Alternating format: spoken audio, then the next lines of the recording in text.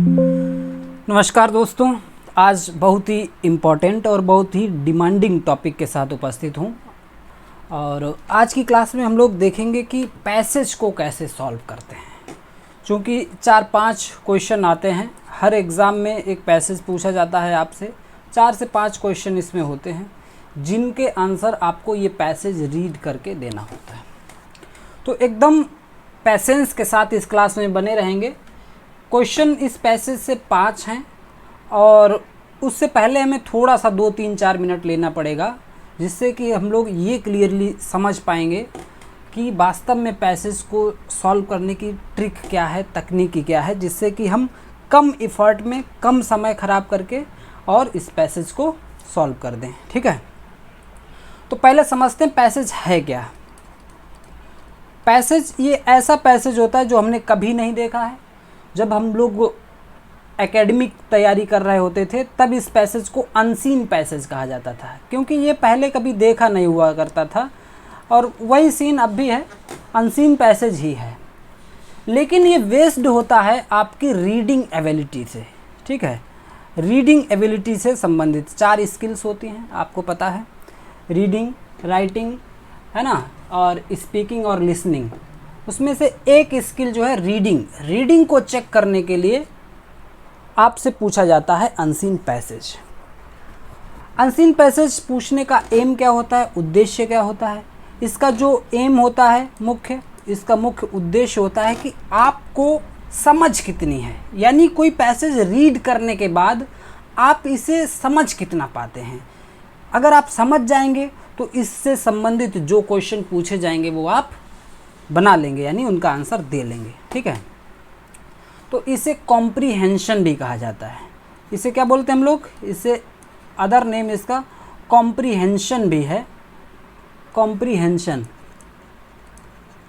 ठीक है, कॉम्प्रीहेंशन जो नाउन है ये बना है एक वर्ब जिसे कहते हैं कॉम्प्रीहेंड। ठीक है, कॉम्प्रीहेंड, और कॉम्प्रीहेंड का मतलब होता है समझना या बोध करना। ठीक है, अंडरस्टैंडिंग, कॉम्प्रीहेंड का मतलब टू अंडरस्टैंड, समझ विकसित करना। और जब हम अच्छे से पढ़ पाएंगे किसी चीज़ को तभी तो उसकी समझ विकसित हो पाएगी। तो रीडिंग का मतलब केवल इतना नहीं है कि आपने इस पैसेज को यहाँ से यहाँ तक पढ़ने की क्षमता आपके अंदर है तो वो आपकी रीडिंग एबिलिटी अच्छी है। नहीं, आप रीडिंग करने के बाद अंडरस्टैंड भी कर पा रहे हैं कि नहीं, कॉम्प्रीहेंड भी कर पा रहे हैं कि नहीं उस पैसेज को। अगर आपने कॉम्प्रीहेंड कर लिया, अगर आप चीज़ों को अंडरस्टैंड कर ले गए, समझ गए, तो फिर ये पक्की रीडिंग है ना। इसका मतलब तब आप रीडिंग स्किल आपकी अच्छी है। इसी रीडिंग स्किल को चेक करने के लिए एग्जामिनर आपको एक पैसेज देता है। 4-5 क्वेश्चन होते हैं उसमें, जिनके आंसर आपको देने होते हैं। ज़्यादातर लोग ये पैसेज जो है सभी के लिए समस्या बना रहता है और बहुत मुश्किल समझते हैं पैसेज के आंसर करना। ठीक है, लेकिन आज मैं आपसे एक तरीका डिस्कस करता हूँ, बहुत ही सिंपल है। वो क्या है कि जनरली जब हमारे सामने पैसेज आता है किसी एग्ज़ाम में तो हम लोग क्या करते हैं, सीधे सीधे आप लोग इसे पढ़ना शुरू कर देते हैं। यहाँ से पढ़ना शुरू कर दिए हैं और लास्ट तक इसे पूरा पढ़ते हैं। ठीक है, यहाँ तक एक बार पढ़ लेते हैं। चूँकि पैसेज टीजीटी पीजीटी एग्ज़ाम के लेवल का है तो थोड़ा सा हार्ड तो महसूस होगा लेवल इसका। एक बार पढ़ लिए लेकिन स्टोरी नहीं बनी दिमाग में, दोबारा पढ़ना होता है। और लंबा पैसेज होता है तो फिर आपको लग जाता है समय, करीब 5 से 10 मिनट इसे पढ़ने में आप अगर ख़राब कर देंगे, फिर उसके बाद क्वेश्चन पढ़ेंगे तो आपका कम से कम 15 मिनट का समय इसमें जाएगा, जो कि नहीं करना। अगर 5 क्वेश्चन हैं तो अधिकतम 5 मिनट इसके लिए होने चाहिए। 5 मिनट से ज़्यादा लग रहा है इसका मतलब समय का नुकसान हो रहा है। ठीक है, कैसे समय बचेगा, देखिए जब आप यहाँ से पढ़ना शुरू करते हैं बिना समझे ही और यहाँ तक आते हैं और आपकी समझ नहीं बनी, दोबारा पढ़ लिया, दोबारा भी टाइम ख़राब हो गया, समझ नहीं बनी, तो बिना उद्देश्य के जब पढ़ोगे तो ऐसे ही होता है। जब इसका कोई एम नहीं है, इसे पढ़ने का कोई पर्पस आपने पहले निर्धारित नहीं किया है, तो फिर इस पैसेज को पढ़कर आपका समय ख़राब होगा। कोई भी लर्निंग करने से पहले हमें इसका पर्पस पता होना चाहिए, और इसका पर्पस क्या है, इसके नीचे दिए गए क्वेश्चंस। ठीक है। इसका पर्पस क्या है, इसके नीचे दिए गए क्वेश्चंस का आंसर करना। जो क्वेश्चंस दिए गए हैं तो सबसे पहले हमें अपना पर्पस तय करना होगा, यानी क्वेश्चंस को देखो, पैसेज पढ़ने से पहले हमें क्वेश्चंस को रीड करना पड़ेगा। और क्वेश्चंस को रीड करना मतलब उन्हें याद नहीं करना है, क्वेश्चंस को सरसरी निगाह में 4-5 क्वेश्चन है उन्हें सबको पढ़ लेना है, जिससे कि उसमें क्या पूछा जा रहा है ये हल्की हल्की बातें हमारे दिमाग में बनी रहें। ठीक है, वो हल्की हल्की बातें हमारे दिमाग में बनी रहें, जिससे कि जब हम पैसेज पढ़ना शुरू करेंगे, जब क्वेश्चन पढ़ लिए, थोड़ा थोड़ा उन्हें दिमाग में हमने रख लिया है कि इन क्वेश्चंस में क्या पूछा जा रहा है। और मैं ये टेक्निक अभी यहाँ अप्लाई करके भी दिखाऊंगा। ठीक है, क्वेश्चन पढ़ लेना है सबसे पहले आपको, जो भी 4-5 क्वेश्चन हैं सभी क्वेश्चंस पढ़ लेने हैं, दिमाग में आ जाएगा हमारे कि हमें ढूंढना क्या है इस पैसेज में। अब हमारा ये पर्पस तय हो जाएगा, उद्देश्य मिल गया कि हमें इस पैसेज में ढूंढना कहाँ है। इससे क्या होगा कि जो ज़रूरी इन्फॉर्मेशन, मिलती जुलती इन्फॉर्मेशन होगी वहाँ पर हम ज़्यादा ध्यान देंगे, और जहाँ पर लगेगा कि ऐसी कोई बात क्वेश्चन में है नहीं तो वहाँ पर हम ज़्यादा बिना वजह के ध्यान नहीं देंगे और समय बचा लेंगे। ये एक स्मार्ट टेक्निक है। ठीक है, तो यही टेक्निक अप्लाई करेंगे हम लोग, देखना समय बचेगा और आपका पैसेज से जो डर है, जो फियर है, जो फोबिया है वो भी दूर हो जाएगा इसी एक सेशन के बाद। ठीक है, इसके अलावा भी एक पैसेज मैं और कराऊंगा, सिर्फ 2 पैसेज कराऊंगा, क्योंकि पैसेज रिपीट होने वाली चीज़ें नहीं हैं, इसमें आपको समझ होना ज़रूरी है कि इसे सॉल्व कैसे करते हैं। चलिए, पहले क्वेश्चन पढ़ना है, तो पहले हम लोग क्वेश्चंस पर पहुंच जाते हैं। पहला क्वेश्चन है ये कि the aim of suffragette movement was to get for women. Suffragette movement से संबंधित ये पैसेज होगा। इस क्वेश्चन से एक बात क्लियर हो रही है, और इसमें वुमेन की बात की जा रही होगी, और वुमेन के किस पक्ष की बात की जा रही है, फ्रीडम की, प्रॉपर्टी की, या एजुकेशन की, या फ्रेंचाइज की, किसकी बात की जा रही है।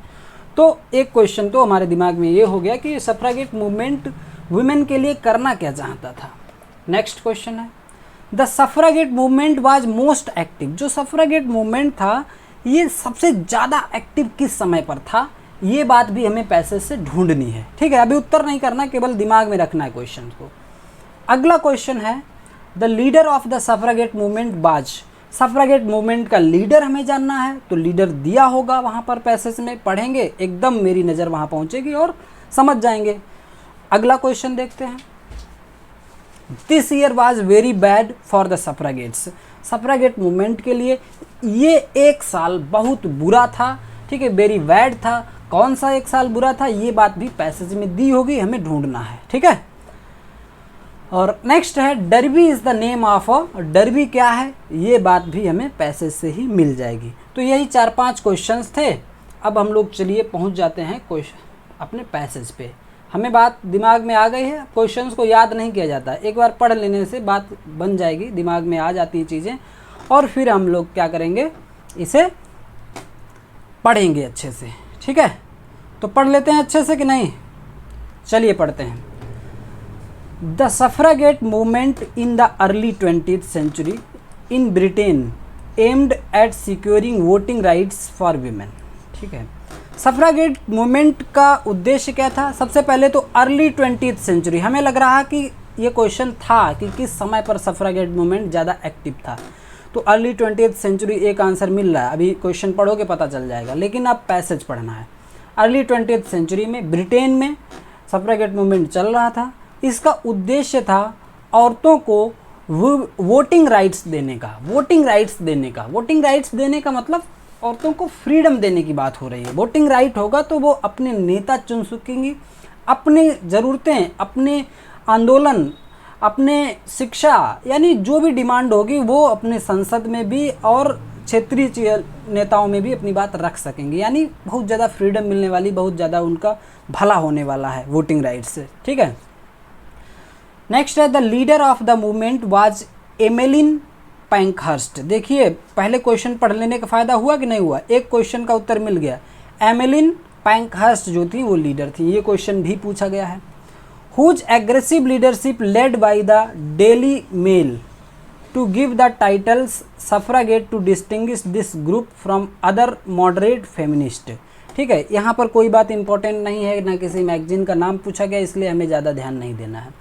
नेक्स्ट है in order to draw attention of the media as well as the public, media का और पब्लिक का ध्यान अपनी तरफ आकर्षित करने के लिए द सफ्रागेट्स डिसरप्टेड पब्लिक मीटिंग्स, इन्होंने पब्लिक मीटिंग्स में बाधा डालना शुरू कर दिया। थ्रू स्टोन्स एट शॉप, दुकानों की खिड़कियों पर पत्थर फेंकने लगे। The movement reached crisis point in 1913, 1913 में मूवमेंट का सबसे बड़ा क्राइसिस आया, यानी सबसे बैड ईयर पूछा गया है आपसे और ये उत्तर है उसका। 1913 में क्यों आया? व्हेन एमिली डेविजन, जो एमिली डेविजन एक लीडर थी, डाइड अ पेनफुल डेथ, जिनकी मौत हो गई बाई थ्रोइंग हरसेल्फ, जिन्होंने अपने आप को फेंक दिया यानी खुद कूद पड़ी थी। In front of the Kings horse, जो ब्रिटेन का राजा था उसके घोड़े के सामने कूद गई थी। ड्यूरिंग द डर्बी, डर्बी का मतलब घोड़ों की एक रेस होती है और डर्बी से संबंधित भी क्वेश्चन पूछा गया है। घोड़ों की रेस के दौरान जो किंग था ब्रिटेन का, उसके घोड़े के सामने इन्होंने खुद कूद कर मीन्स जान दे दी इस आंदोलन के लिए, इमली डेविजन के लिए। ठीक है, इमली डेविजन ने। तो आई होप कि सारे क्वेश्चंस का आंसर मिल गया। अब आप देखना ऐसे ऐसे क्वेश्चंस के आंसर मिल जाएंगे जैसे आपने पहले से याद कर रखे हों। ठीक है। The aim of suffragette movement was to get for women, voting rights के लिए ये मूवमेंट था और वोटिंग राइट्स का मतलब है वीमेन फ्रीडम चाह रही थी, वो भी अपना नेता चुन सकें। ठीक है, वो भी अपनी बात रख सकें सड़क से संसद तक। तो वो क्या है, फ्रीडम की बात हो रही। बाकी पोइट्री प्रॉपर्टी की बात कहीं पे नहीं हुई, एजुकेशन की बात कहीं पे नहीं हुई, फ्रेंचाइज की बात कहीं पे नहीं, फ्रीडम है तो ये सारी चीज़ें मिल जाएंगी। Option A. ठीक है। नेक्स्ट क्वेश्चन है the suffragette movement was most active in, जो सफ्रागेट मूवमेंट था वो सबसे ज़्यादा एक्टिव कब था? तो आपने पैसेज पढ़ा और उसमें बताया गया अर्ली 20th सेंचुरी। ठीक है, चलिए दिखा देता हूँ फिर से कहाँ पर था इसका आंसर। अर्ली 20th सेंचुरी देखिए लिखा है, हाँ ये देखो अर्ली 20th सेंचुरी। तो अर्ली 20th सेंचुरी में सफ्रागेट मूवमेंट सबसे ज़्यादा एक्टिव था। तो इसका भी ऑप्शन क्या हो जाएगा? ऑप्शन ए।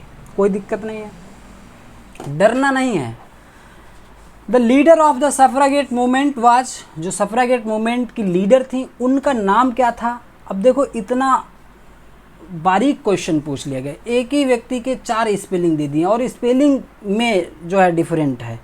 तो इसकी स्पेलिंग देखने के लिए आपको एक बार पैसेज में फिर से जाना होगा और वहाँ पर आपको मिल जाएगा एमिलिन पैंकहर्स्ट।